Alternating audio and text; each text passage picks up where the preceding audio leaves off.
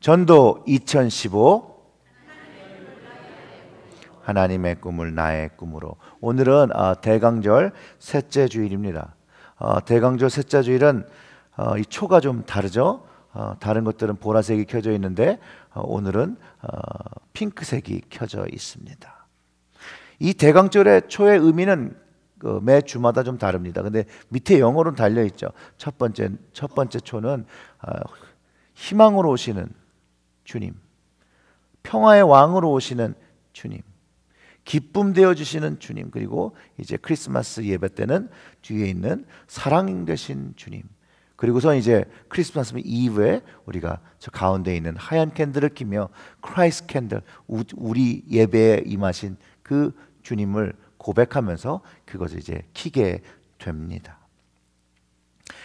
우리가 이것을 기념하는 이유는 예수 그리스도가 말씀으로 예언돼서 우리에게 이 땅에 오셨고, 또한 그 예수님께서 말씀해 주셔서 다시 오신다고 하신 그 예수님을 기다리는 과정 속에서 우리의 마음을 다시 한번 하나님 안에서 돌아보고, 우리가 어떻게 주님을 기다리고 있는지 돌아보기 위해서 이 대강절이라는, 대림절이라는 이 절기를 보내게 되는 것입니다.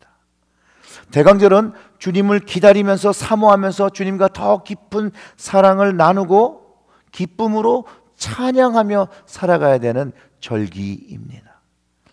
여러분들은 어떤 모습으로, 어떤 방법으로 주님과 깊은 사랑을 나누며 그 기쁨을 표현하고 계십니까? 오늘 본문을 보면 거기에 한 남자가 있습니다. 처음에 고뇌하는 모습으로 우리가 볼 수 있죠. 요셉입니다. 여러분들이 뭘 고민하셨는지는 충분히 우리가 말씀을 통해서 알 수 있습니다. 정혼한 마리아가 아기를 가졌다는 사실을 알고 고민했다라는 것입니다. 뒤통수를 맞는 일 같기도 하겠죠. 분노했을지도 모릅니다. 그 당시 상황으로 보면 정혼한 사이가 있는데 다른 남자랑 관계를 하고 아이를 가졌다라고 하면 신명기의 법에 따라 돌에 둘 다, 그 남자와 여자가 다 맞아서 죽을 수 있다라고 기록되어 있습니다. 그리고 그 정혼한 남자가 그 아버지에게 요구할 수 있는 사안입니다. 그런데 성경은 요셉을 의로운 사람이라고 기록하고 이 일을 조용히 마감하려고 할 때 주의 사자가 현몽을 했다는 것이죠. 꿈속에서 주의 사자를 만났다는 이야기죠. 그리고 그가 해야 될 일을 가르쳐 주었다라고 성경이 기록하고 있습니다. 지금은 돌아가신 그 하용조 목사님이 그 정릉에서 연예인 교회를 하실 때 이제 연예인들이 이렇게 모여서 성경 공부를 했다고 합니다. 근데 성경 공부를 하기 전에 늘 이렇게 성경을 읽는데 특별히 우리가 읽는 이 본문, 이 부분을 하면서 논쟁을 하기 시작했다라는 것이에요. 어떻게 이런 일이 있을 수 있느냐? 첫 번째는 성령으로 잉태가 될 수가 있느냐? 안 된다. 난 세상에 이렇게 오래 살아봤지만 그런 일이 가능하다는 건 난 처음 들었다. 어떤 사람은 그래도 있을 수도 있다. 뭐 안 될 일이 뭐 있겠냐. 세상에 희한한 일도 많은데. 그러면서 막 논쟁을 하고 있었다는 거예요.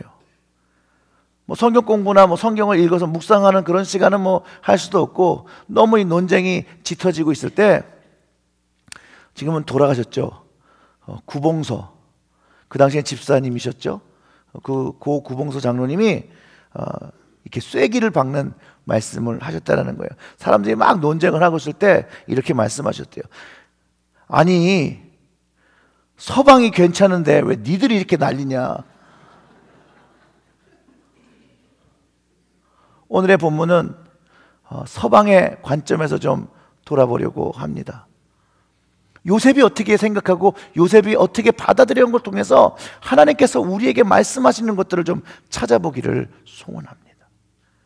오늘 본문에서는요, 요셉의 순종의 모습을 다루므로 모든 사람들에게 하나님께서 믿음과 순종의 관계를 깨닫게 하시는 것을 알려주고 싶다는 것을 우리가 좀 알아야 합니다.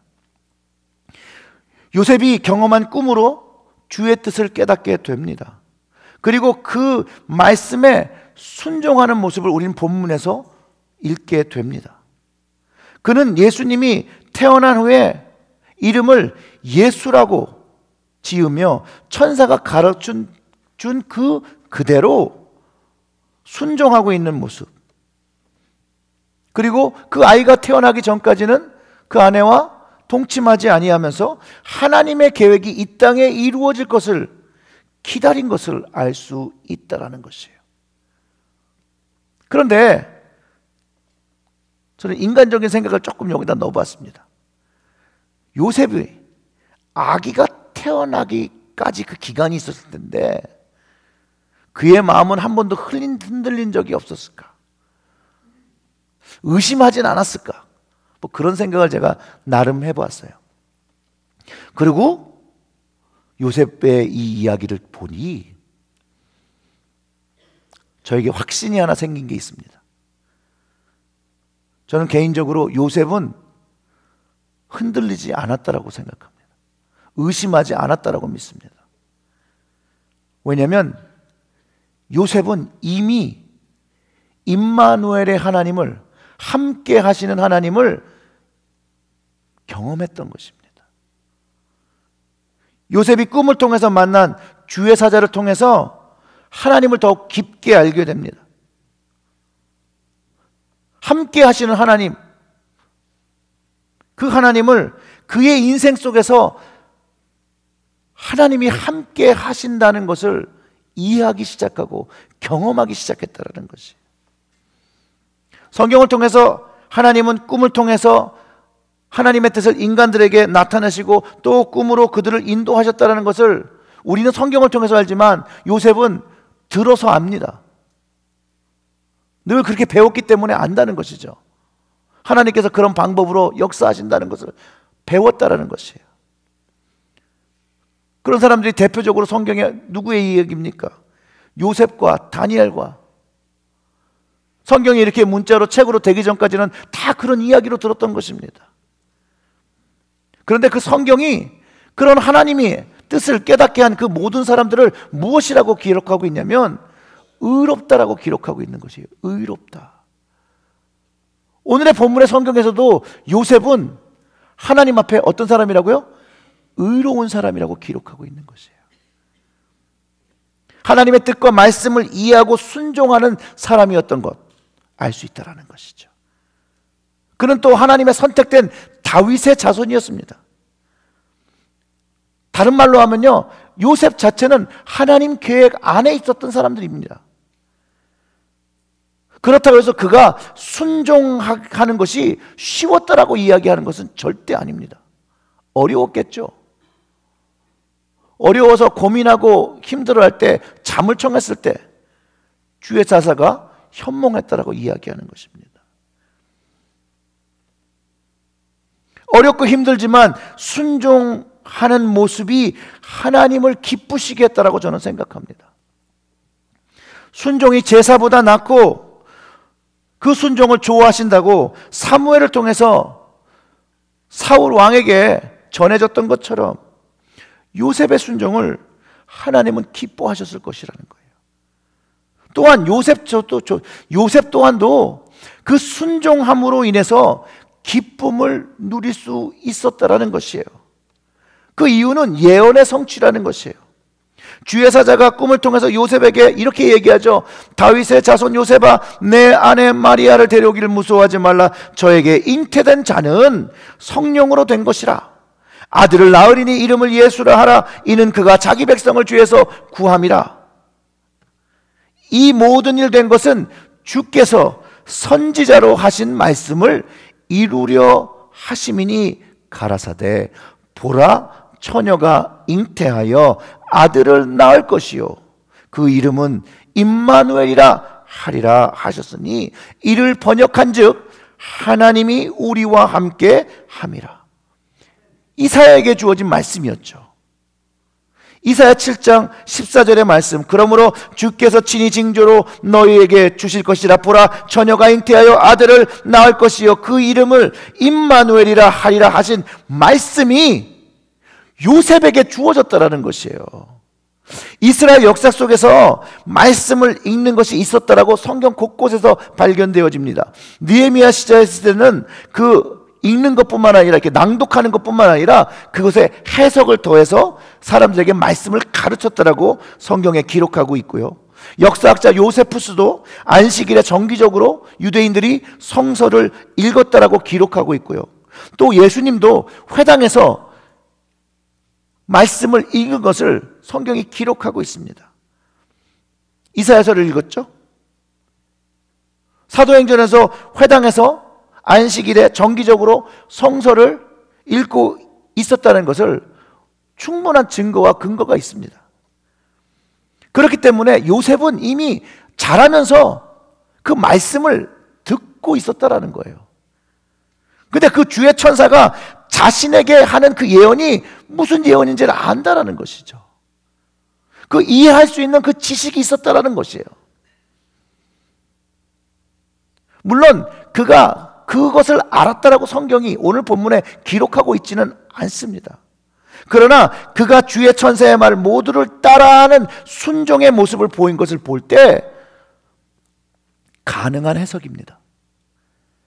요셉이 유다에게 주어진 메시아의 약속이 자신을 통해서 이루어진다는 것을 이제 알았을 때, 이해했을 때, 하나님의 그에게 자신이 선택받음을 받았다는 것을 알았을 때, 그 현재 일어나고 있는 모든 일을 다시 생각해 보면 그 모든 관점과 그의 마음과 생각이 모두 바뀌어 버렸다는 것이죠. 바뀌어 버렸다는 것.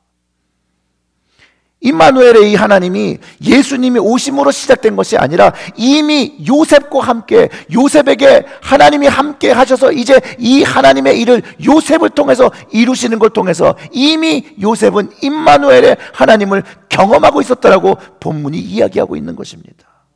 예수님만을 지칭하는 고유명사가 아니라는 것이죠. 우리의 삶 속에서도 지금 과거와 현재와 미래 속에서 경험된 하나님을 이야기하고 있다라는 말입니다. 요셉이 임마누엘의 하나님을 주의 사자를 경험하면서 먼저 경험을 하는 것이죠. 그 후에 일어나는 일들을 통해서 더욱더 하나님이 함께 하신다는 것을 경험하게 됩니다. 그의 삶 중심에 경험되어지는 임마누엘 하나님을 체험하게 된다는 것이죠. 그냥 단순히 듣고 끝나는 것이 그런 예언의 말이 아니라 내 삶 중심에 하나님이 함께 하신다는 것을 경험할 수 있는 일들이, 그 증거들이 삶 속에서 나타나기 시작했다는 것이에요. 아기가 태어났을 때 알 수 없는 사람들이 찾아와서 방문하며 선물을 주는 것을 경험하죠. 아기 예수의 생명이 위태할 때 주의 사자가 또 나타나서 애굽으로 피할 것을 가르쳐 주지요. 헤롯이 죽은 뒤에 다시 요셉에게 주의 사자가 나타나서 이제 이스라엘 땅 나사렛으로 돌아갈 것을 이야기해 주고, 이처럼 요셉은 계속해서 하나님이 동행하시고 하나님이 함께 하시는 그 임마누엘의 하나님을 경험했다라는 것이에요. 그리고 마태복음 2장 이후에는 요셉의 이름을 찾을 수가 없습니다. 그 다음부터 이제 예수님의 이야기가 전개되죠. 세례 요한의 이야기가 시작되고 예수님의 이야기가 시작돼서 더 이상 이제 요셉의 이야기, 그 요셉의 목적과 그 역할을 다 감당하게 되는 것입니다. 그러니 함께 하시는 하나님, 그 임마누엘의 하나님을 경험한 그 바로 요셉이라는 거예요. 오늘 본문의 요셉. 사랑하는 성도 여러분, 하나님께서 함께 하신다는 확증과 그 경험을 가지고 살아간다는 것이 얼마나 큰 축복입니까? 여러분 이것을 믿으십니까? 여러분 삶 속에 하나님이 함께 하신다는 그 임마누엘의 하나님을 만나셨습니까? 그럼 계속해서 그 하나님과 동행하신다는 것을, 함께 하신다는 걸 믿으십니까? 그럴 때 하나님께서 나의 삶에 함께 하신다는 것을 경험하는 것만으로 우리의 삶이 완전히 다른 삶으로 바뀌어지게 된다는 것이죠. 이 특별한 임마누엘의 경험이 되어진다는 겁니다. 이 임마누엘의 경험이 또 예수님을 통해서 모든 사람들에게 경험됩니다. 그분의 탄생과 사역과 부활이 영원히 함께 하시는 임마누엘의 하나님께서 인간 삶 중심에서 경험될 수 있는 놀라운 축복이 선포되기 시작하고 그것이 세상으로 번져나가기 시작합니다. 베들레헴이라는 조그만 곳에서, 조그만 고을에서 시작된 그 이야기가 이제 세상 방방곡곡으로 퍼지게 됐는데 그 이유가 뭐냐? 바로 이 임마누엘의 하나님이 경험되기 때문이라는 거예요. 그러니 그걸 믿을 수가 있는 것이죠. 이스라엘 땅에 2000년 전에 태어났다는 그 아기 예수가 내 하나님이라고 고백할 수가 있는 것은 이 임마누엘의 하나님을 성령을 통하여 경험되기 때문이라는 것이에요. 그것에 그 임마누엘의 하나님이 경험되지 아니하고는 믿어지지 않는 것이 바로 복음이라는 것입니다.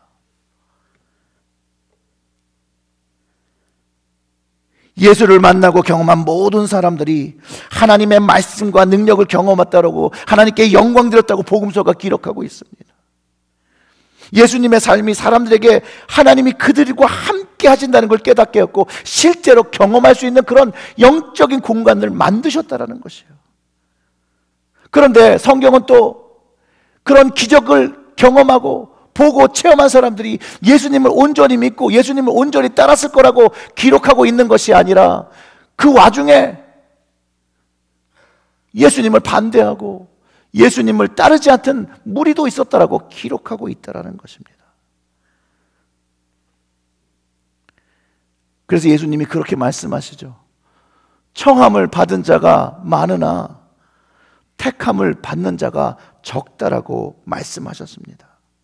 임마누엘의 하나님을 경험할 수 있는 기회는 많으나 마음으로 받아들일 수 없는 사람들에게 예수님께서는 친히 이들에게 요나의 표적만 보여줄 수밖에 없다라고 말씀하셨다는 거예요.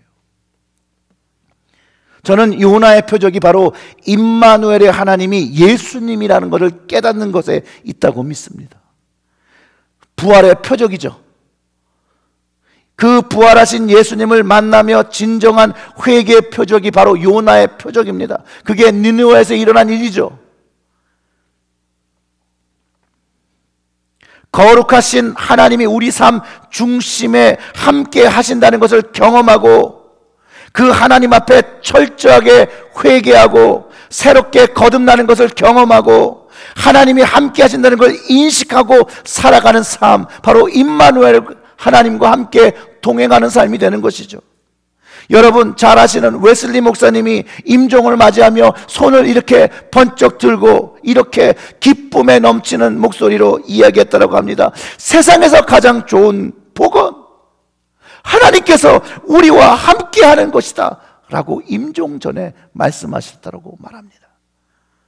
하나님께서 함께하신 것을 깊이 경험하고 산다는 것, 이처럼 복된 삶이 어디 있겠습니까?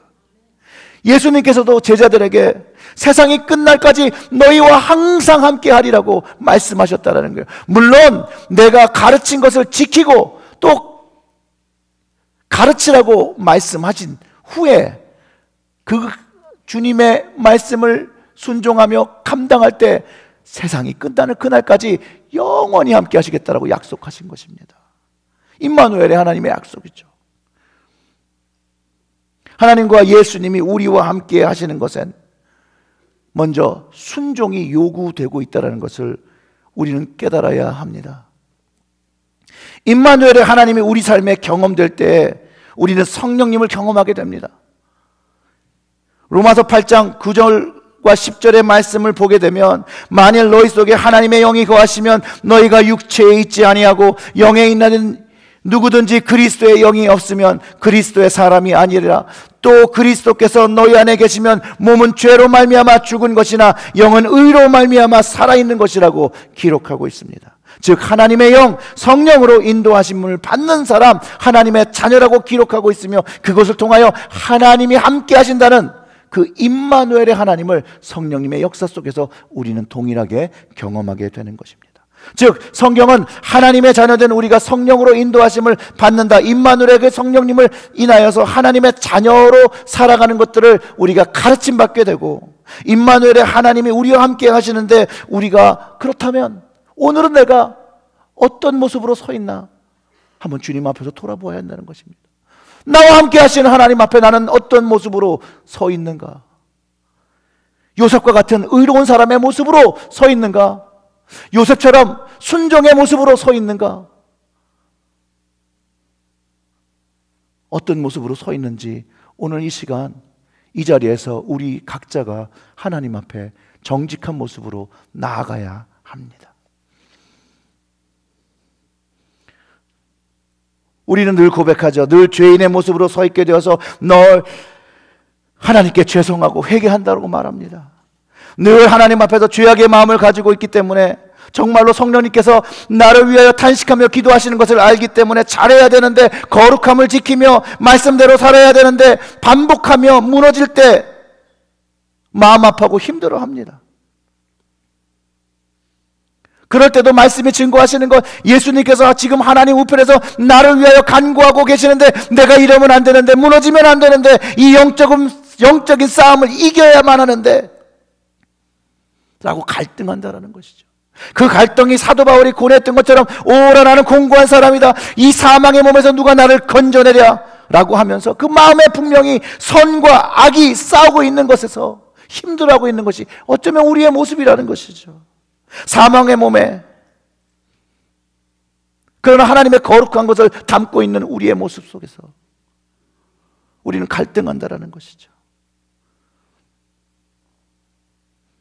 마음으로는 하나님의 법을 섬기고 육신으로는 죄의 법을 섬기는 그 바울의 고백이 사실상 우리의 고백이라는 것이죠. 근데 바울이 이 영적 갈등을 어떻게 이기게 되냐면요, 그리스도 예수 안에 있는 자는 결코 정죄함이 없다는 사실을 성령님을 통하여 경험합니다. 십자가의 용서가 더 이상 그 죄의 법이 우리의 육신의 죄를 구속할 수 없다는 사실을 경험하게 됩니다. 그것이 그가 경험한 임마누엘의 하나님을 경험한 것이죠. 성부, 성자, 성령의 하나님께서 함께 하시는 것에 경험함으로 그가 이제 앞으로 나아가는 방향성과 목표를 가지게 됩니다. 그 이야기는 뭐냐면요, 그것이 해결된 것은 아니나 하나님께서 용서하셨기 때문에 이 하나님께서 이끄시는 그 방향으로 갈 때 하나님께 은혜를 얻고 용서함을 얻고 긍휼함을 얻었다라는 것을 깨닫게 된다라는 것입니다. 그래서 그가 이렇게 고백합니다. 이미 얻었다 함도 아니요 온전히 이루었다 함도 아니라 오직 내가 그리스도 예수께 잡힌받은 그것을 잡으려고 쫓아가노라 하며 표대를 향하여 부르심의 상을 위해서 쫓아간다라고 빌립보서 3장 12절부터 14절까지 고백하고 있는 것이라는 것이에요. 우리가 하나님의 백성으로, 하나님의 거룩한 자녀로, 왕같은 제사장의 모습으로 온전히 이룬 상태가 아니라 그 이루기 위하여, 그 부르심의 상을 위하여 표대를 정하고 방향을 정하고 우리가 그것을 향하여 달려가는 것이 하나님께서 원하신다는 것을 가르쳐주고 있는 것이죠. 이 이야기는 뭐냐면요, 하나님을 한번 경험했다고 해서, 그리스도의 사랑을 체험한 적이 있다고 해서 하는 그 과거의 경험, 그것은 임마누엘의 하나님을 경험하는 것이 아니라는 것이에요. 임마누엘의 하나님은 지금 나와 우리와 함께 하시는 하나님과 함께 동행함을 알고 그분의 말씀에 순종하여 그분의 뜻이 나의 삶을 통하여 이루어지는 것을 기다리며 기도하며 어려움이 있을지라도 희생하며 헌신하며 주의 뜻이 이루어지기를 기다리는 사람, 바로 오늘 본문에서 말한 요셉의 삶이었습니다. 임마누엘의 하나님을 경험한 사람들은 계속해서 내 삶 속에서 경험되어져야 되는, 도달해야 하는 목적과 목표가 있음을 알고 포기하지 않는다는 거예요. 아직 이루지는 못하지만, 부족하지만 그래도 주를 바라보며 계속해서 경험되어지는 그 임마누엘 하나님, 주님이 나와 함께 하시는구나, 그 믿음을 가지고 한 걸음 한 걸음 한 걸음 나아가는 것이라는 것이에요. 여기 계신 분들 다 임마누엘의 하나님을 경험해 주신 사람은 저는 고백합니다.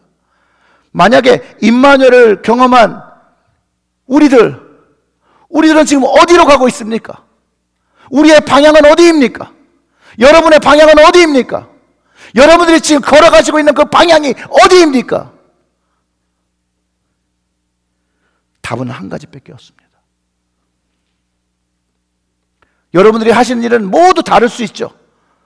다른 직업, 다른 생각, 다른 마음, 다른 교육들을 받았지만 목표는 하나, 예수입니다. 방향이 예수가 계신 그곳으로 가는 것입니다.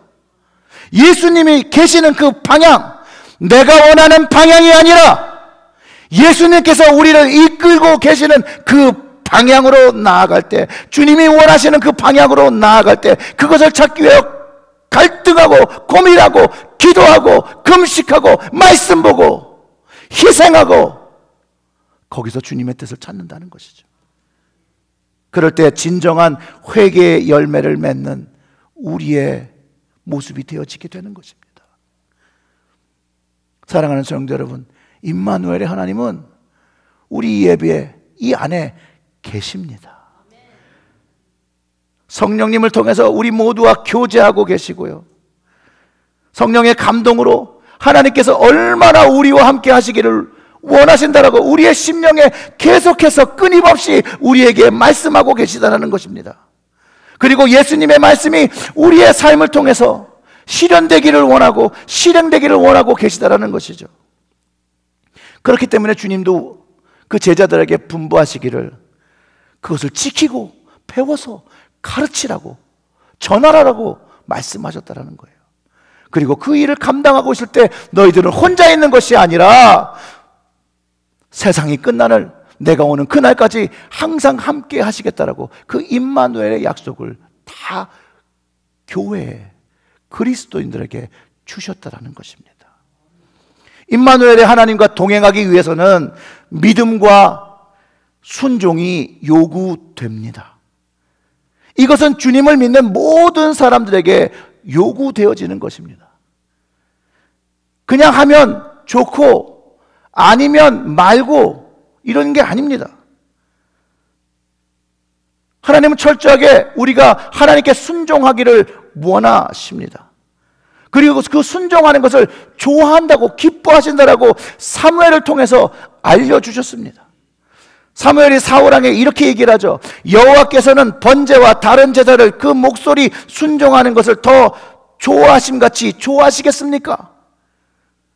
순종이 제사보다 낫고 듣는 것이 수양의 기름보다 나으니 이를 거역하는 것이 사술의 죄와 같고 완고한 것은 사신 우상에 절하는 죄와 같음이라. 왕이 여호와의 말씀을 버렸으므로 여호와께서도 왕을 버려 왕이 되지 못하게 하셨나이다 라고 이렇게 기록하고 있습니다. 그런데 여러분, 여기에 굉장히 중요한 사실이 있습니다. 하나님께서 이 말씀을 사무엘을 통해서 주신 이후에 사울은 계속 왕을 했다라는 거예요. 죽는 날까지 그는 왕이었습니다. 사람들 앞에는 그는 왕이었습니다. 근데 하나님 앞에는 그가 왕이 아니었다라는 거예요. 하나님 앞에는 버림받은 자였다라는 거예요. 그는 세상의 권세와 사람들과 왕국을 얻었지만 그는 가장 귀한 것을 잃어버렸다는 거예요. 그의 영혼을 구할 수 있는 하나님을 잃어버렸다는 것입니다. 불행한 거죠. 가장 불안한 거죠. 어쩌면 가장 미련한 것을 선택한 것이죠. 근데 그가 하나님의 말씀을 순종하지 않았을 때 이것을 단순히 불순종의 죄라고 말씀하지 아니하시고 사무엘을 통해서 사술의 죄와 우상하게 전하는 죄라고 그 불순종을 그렇게 말씀하시고 완고한 회개하지 않은 것을 지적했다라는 거예요. 근데 사무엘에게 이것을 말씀하셨는데도 불구하고 그는 끝내 회개하지 않았다는 거예요. 돌이키지 않았다는 거예요. 이 이야기는 뭐냐면요, 사울이 하나님의 말씀에 순종하지 않았을 때 하나님이 그래 너 순종하지 않아서 너 내가 버려 이렇게 하신 것이 아니라는 걸 가르쳐 주는 거죠. 사울이 계속해서 반복하며 하나님의 말씀을 불순종할 때도 계속해서 하나님께서 돌이키시는 그 일들이 있었다라는 거예요. 돌아오기를 계속해서 바라셨다라는 것이에요. 근데 끝내 사울은 죽기까지 돌이키지 않았습니다. 성경은 사울이 회개했다라고 돌이켰다라고 그 이후부터는 기록하고 있지 않습니다. 근데 이런 것이 우리가 마주한 현실과 다르지 않다라는 것이에요. 임마누엘의 하나님은 우리와 함께 하시면서 성령님을 통해서 말씀을 통해서 끊임없이 하나님의 말씀을 순종할 것들을 우리에게 이야기하고 계시다라는 것이에요.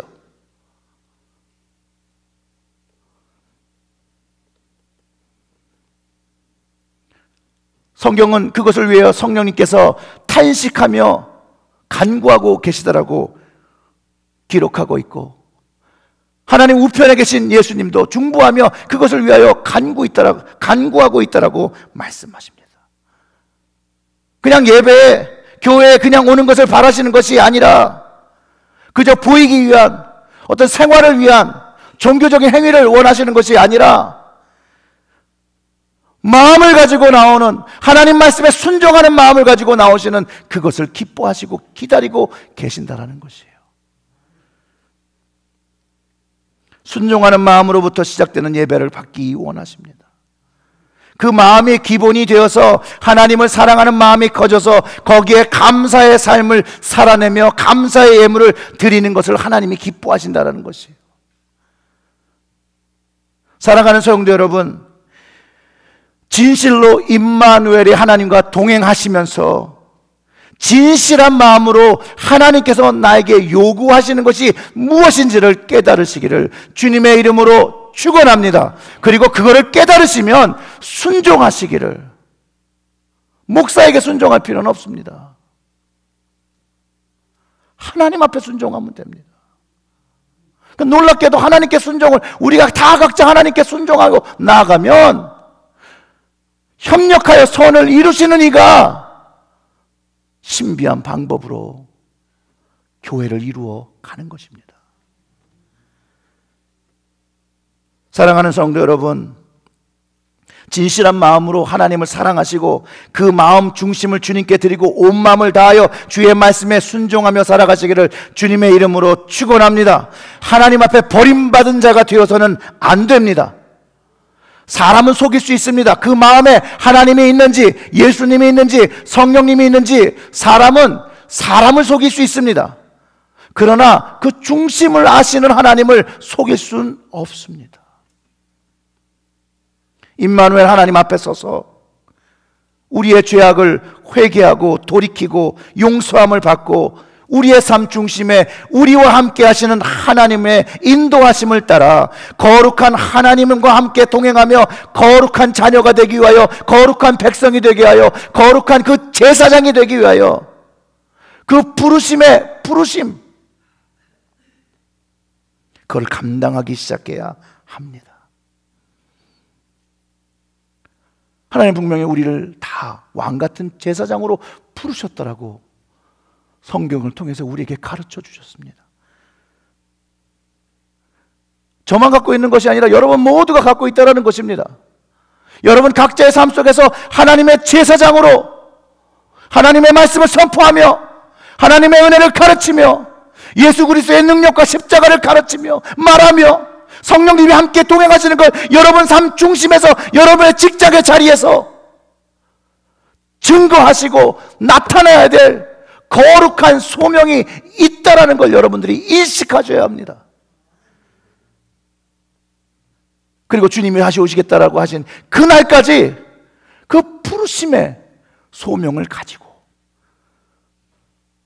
주님을 기다려야 합니다. 사랑하는 성도 여러분, 우리의 하나님은 그냥 하나님이 아닙니다. 살아계신 하나님, 우리와 함께 하시는 하나님, 여러분과 함께 하시는 하나님, 여러분들이 인식하지 못하더라도 여러분과 함께 하시며 탄식하시며 간구하시며 여러분들이 하나님의 자녀로 돌아오기를 원하시는 하나님이 함께 하신다는 겁니다. 이것을 깨달으시고 임마누엘의 하나님을 경험하시고 하나님 나라 확장하는데 그 부르신 사명을 순종으로 잘, 믿음으로 잘 감당하시기를 주님의 이름으로 축원합니다. 기도하겠습니다.